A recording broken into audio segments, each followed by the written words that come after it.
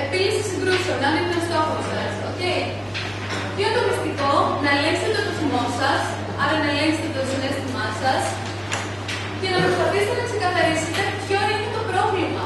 Ποια είναι η αιτία δηλαδή. Ωραία. Μόλις βρείτε το πρόβλημα, την αιτία μάλλον, κατευθείαν μπορείτε να σκεφτείτε με καθαρό μυαλό και πιθανές αναλογικές λύσεις. Okay. Άρα να κάνετε λογική λήψη αποφάσεων. Και τότε μπορείτε να κάνετε και διαπραγμάτευση. Διαπραγμάτευση δεν γίνεται ποτέ ένας θυμός. Okay. Πάντα με λογική. Σε οποιοδήποτε τομέα. Λοιπόν, στα γρήγορα, επανάληψη.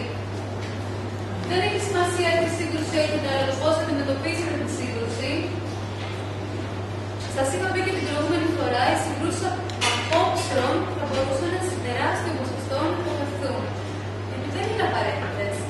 Είναι το κομμάτι που μπορούμε να κάνουμε πίσω. Δεν είναι ζωτική σημασία.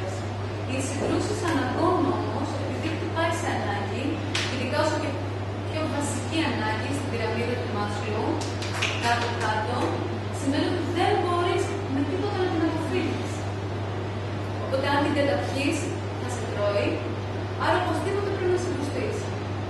Αν συγκρουστείς και γίνει μόνιμη σύγκρουση, παρατεταμένη, οδηγεί σε αποξένωση. Δεν μπορεί ο ένας να είναι μονίμως με το αίσθημα του ηθοποιημένου. Κανένας άνθρωπος δεν είναι μονίμως σε αυτή τη ζωή.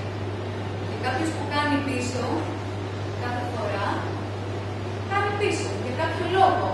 Κανένας δεν είναι με το αίσθημα του ηθοποιημένου. Γιατί κάποια στιγμή θα αρχίσει να σε μισεί. Θα σε εκδικηθεί. Και θα έχει και δίκιο. Γιατί αισθάνεται μειωμένος. Okay. Πάμε. Ένας κανόνας για να βρίσκεται στη χρυσή τομή είναι, σας το είχα πει, σε κάθε σύγκρουση να υποχωρεί κάθε φορά αυτός που έχετε χάσει τα λιγότερα. Τι σημαίνει αυτό? Σε μια διαπραγμάτευση, σε οποιαδήποτε θέμα που έχετε διαφωνία, πρέπει ο καθένας να εκφραστεί ανοιχτά, να πει τις ανάγκες του, να πει τι τον ενοχλεί και γιατί τον ενοχλεί και γιατί είναι σημαντικό γι' αυτό. Και να βαθμολογήσει και την βαρύτητα. Γιατί έτσι μόνο μπορεί στη διαπραγμάτευση να βρίσκεται συμφωνή.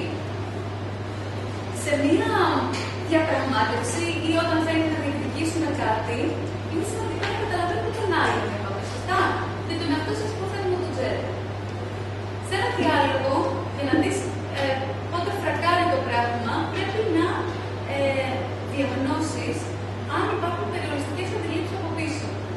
Τι σημαίνει περιοριστικές αντιλήψεις? Είναι πράγματα που ο άνθρωπος ήδη τα έχει, σαν πεποιθήσεις, του έχουν κολλήσει στο κεφάλι για κάποιο λόγο από την εμπειρία του, και αυτό κολλάει την επικοινωνία. Δηλαδή, πώς την αναγνωρίζουμε?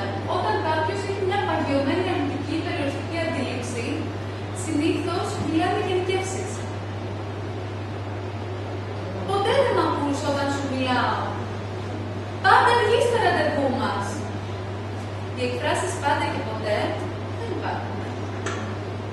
Τι κάνεις? Κάνεις έξυπνες ερωτήσεις, δηλαδή διευκρινιστικές ερωτήσεις, γράψτε το σαν σημείωση, για να διαγνώσεις το πρόβλημα όταν ακούς τέτοιες γενικεύσεις.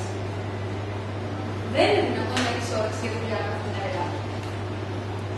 Ναι, δεν είναι μια έκφραση αυτό. Δεν μπορείς να πας με κέφι στη δουλειά, ξέρω εγώ, κάθε μέρα. Οτιδήποτε. Ή πάντα βαριέμαι στη δουλειά. Δεν ξέρω. Και ρωτάς, ποιος λέει ότι δεν είναι δυνατόν? Το βλέπετε λιγάκι. Σας το κάνω κάθε φορά, αν δείτε, σε κάθε σεμινάριο. Σε κάθε σεμινάριο. Σε τι πρόσωπο είναι γραμμένο? Δεν είναι δυνατόν να έχεις όρεξη για δουλειά κάθε μέρα. Δείτε το λιγάκι. Τι πρόσωπο είναι? Δεύτερο. Στην πραγματικότητα είναι ένα πρόσωπο. Τι κάνει? Εκφράζει μια γνώμη γενικευμένη και το κάνει κριτική. Βασικά χαρακτηριστικά για ενεργητική ακρόαση.